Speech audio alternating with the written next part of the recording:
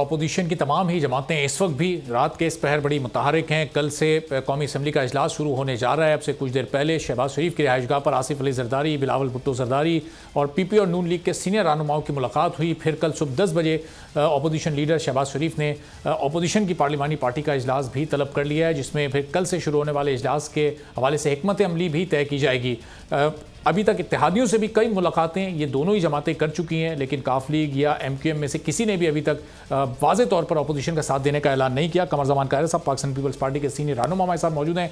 कायरे साहब, सबसे पहले यही सवाल मैं आपके सामने रखता हूँ कि कल से ये इजलास शुरू होने जा रहा है। MQM, काफ लीग बार बार आपसे मिल रहे हैं, खासतौर पर MQM की बहुत ज़्यादा मुलाकातें हो रही हैं। अभी तक ये ऐलान क्यों नहीं कर रहे? अगर अपोजिशन के साथ हैं तो बताएं कि हम हुकूमत के खिलाफ वोट देंगे, लेकिन हुकूमत को भी उम्मीद पर रखा हुआ है, अपोजिशन को भी ना नहीं कह रहे।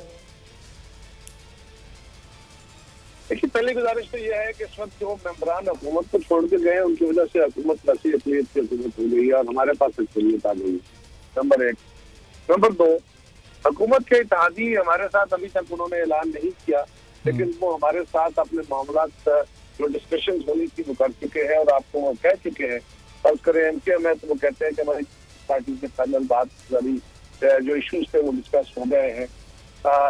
चौधरी साहब ने भी कोई इसी तरह का दिया है, वो भी अपना ऐलान कर लेंगे।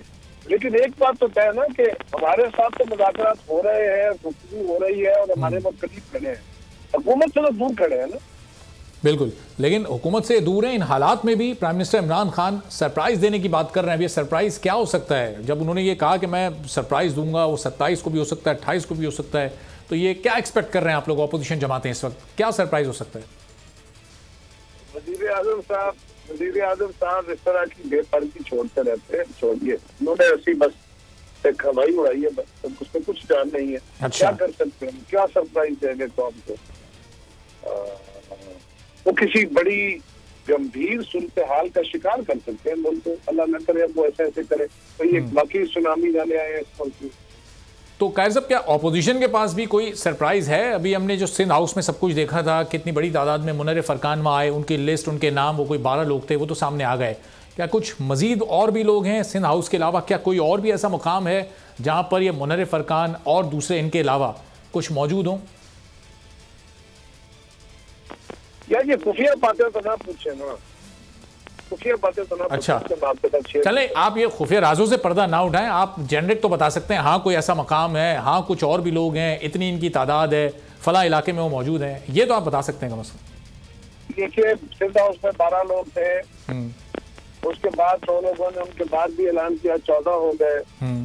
बाकी लोगों के बारे में मेरे पास कोई कंफर्म खबर नहीं है कि वो कितने हैं। इतना कह सकता हूँ कि हाँ कुछ है। लेकिन अब इन लोगों के मुस्तकबिल का फैसला अदालत ने भी करना है। अगर ताहयात नाअहली वाला मामला आ जाता है इनके लिए, तो फिर कोई बैकअप प्लान अपोजिशन के पास है कायर साहब? चूंकि इत्तेहादी भी फिर इन्हीं को देखते हुए फैसला करेंगे कि ये मुनर्रिफ अरकान आपके साथ हैं तो वो हैं, नहीं तो वो भी हुकूमत के साथ चले जाएंगे। फिर अपोजिशन के पास क्या बैकअप प्लान? देखिए, ताहयात वाला इशू नहीं है, उसमें आपने जज साहिबान के कमेंट्री सुने होंगे और आइन का वो आर्टिकल भी यही कहता है कि अगर उसमें भी बड़ी कंडीशंस हैं कि अगर किसी मेंबर ने वोट कास्ट करना है वज़ीर आज़म के खिलाफ ऊपर, तो उसके बाद उसकी पार्टी के जो लीडर होगा वो खत लिखेगा या रेफरेंस भेजेगा स्पीकर को।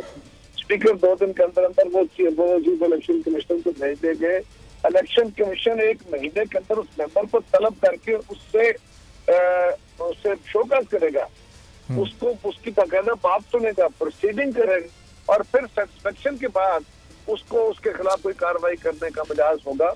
अगर सिंपल इतना ही होता तो फिर तो आइन का क्लास यही कहती ना कि जी बस ठीक है, जिस दिन स्पीकर ने भेज दिया अब उनका काम सिर्फ डी नोटिफाई करना है। इलेक्शन कमीशन का अगले दिन डी नोटिफाई करते, उनको महीने का टाइम देने का मकसद यह है कि 1 महीने के अंदर अंदर वो उस मेंबर को बुला के उसकी प्रोसीडिंग करके उसकी राय लेके उस पर फैसला देंगे। तो वो डी सीट भी हो सकता है और नहीं भी हो सकता है। और दूसरा, डी सीट के लिए भी जो लफ्ज वहां पे लिखा गया है वो है कि ही विल चीज टू एग्जिस्ट मेंबर। चीज टू एग्जिस्ट वो मेंबर नहीं रहेगा, मेंबर सिर्फ उस वक्त। डिस्क्वालिफिकेशन ऑन मेलफाइडी समथिंग एल्स, वो और है, वो क्राइम की सूरत में और है, उसकी सूरत हाल और है। ठीक है कायर साहब, इसकी मुख्तलिफ लोग मुख्तलिफ इंटरप्रिटेशन कर रहे हैं। ज़ाहिर है जब अदालत का हतमी फैसला आ जाएगा ये तो फिर तभी वाज़े हो सकेगा। लेकिन ये बहुत सारे लोग आपने जमा कर लिया, अपोजिशन की सारी बड़ी जमातें, फिर हुकूमत के 2 बड़े इत्तेहादी अभी तक तो हैं आपके साथ। अगर अदम एतमाद कामयाब हो जाती है, ये मुनर्रिफ अरकान भी आपके साथ होंगे, तो ये फिर बाद में आगे के मामलात का तय पा चुके हैं किसको क्या मिलेगा, इत्तेहादियों को कहाँ अकोमोडेट करेंगे, ये मुनर्रिफ अरकान, इनका भी मामला फिर खड़ा होगा, आगे कैसे चलेंगे फिर मामला? तो ये क्या, मैं इसका क्या जवाब दूं? शहबाज शरीफ साहब को हम डिक्लेयर कर चुके अपोजिशन की तरफ से वो प्राइम मिनिस्टर होंगे, और वो जब प्राइम मिनिस्टर होंगे तो बाकी जमातों के उनके वज़रा उनके साथ होंगे, और क्या तय होगा, क्या मिलेगा?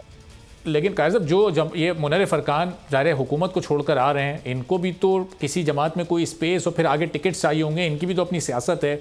इनमें से कुछ लोग पीपल्स पार्टी, कुछ नून को ज्वाइन करेंगे, कुछ जेयूआई को ज्वाइन करेंगे। अगर वो अपनी जमात को छोड़ के आ रहे हैं, और वो आज नहीं छोड़ के आ रहे, वो पहले छोड़ चुके हैं, मतलब वो तो अपनी जमात से कुछ 2 साल से, कुछ 1.5 साल से, कुछ साल से नाराज है, तो उन्होंने अपनी फ्यूचर अलाइनमेंट जरूर देखनी है। वो वोट डालने से पहले उन्होंने यकीनन किया होगा, देखिए अगर हम इसे छोड़ के आते हैं तो आप हमें टिकट देंगे, हम आपको ज्वाइन करेंगे। तो उनको ये तो सिंपल से सवाल है ना, इसमें तो कोई साइंस है नहीं। हाँ, बिल्कुल किया होगा। सही। और फिर कायर साहब एक सवाल ज़ाहिर है जो बार बार होता है कि ये नून लीग का एक मखसूस हल्का ये चाहता है कि फौरी तौर पर इलेक्शन हो और एक फ्रेश मैंडेट के साथ एक नई हुकूमत आए और फिर वो अवामी मसाइल हल करे। और बहुत सारे लोग अपोजिशन में इस वक्त चाहते हैं कि कुछ रिफॉर्म्स किए जाएं, असेंबलियां अपनी मुद्दत पूरी करें और फिर उसके बाद इलेक्शन में जाएं। हम इस सवाल का कोई 500 दफा जवाब दे चुके हैं, कम से कम 500, कि भाई कोई जमात इस मुल्क के जितने गंभीर मसाइल है इस बैगेज को लेकर चलने को तैयार नहीं होगी। लिहाजा जो भी गवर्नमेंट बनेगी वो इलेक्टोरल रिफॉर्म्स करके क्विकेस्ट पॉसिबल टाइम में इलेक्शन में जाएगी।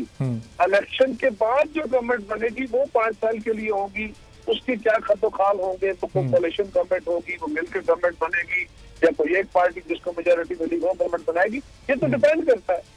ये तो सवाल ऑलरेडी इतना बोला जा चुका है और इतना कायर साहब ज़ाहिर है ये 500 बार आपने सवाल का जवाब दिया, लेकिन जब से शहबाज शरीफ साहब ने कौमी हुकूमत की बात की है और माइनस पीटीआई की, उसके बाद से फिर ये सवाल बार बार दोहराया जा रहा है कि क्या ये कौमी हुकूमत की जो तजवीज़ है ये अपोजिशन के इजलासों में भी डिस्कस हुई है, ये शहबाज शरीफ की अभी अपनी तजवीज़ की हद तक है या फिर उन्होंने पेश की है और अपोजिशन ने इस पर गौर किया? उन्होंने ये कोई अपोजिशन की तरफ से बात नहीं की थी और उन्होंने इस असेंबली से बात नहीं की थी। उन्होंने कहा था कि आइंदा बनने वाली हुकूमत 5 साल के लिए कोalition गवर्नमेंट बने।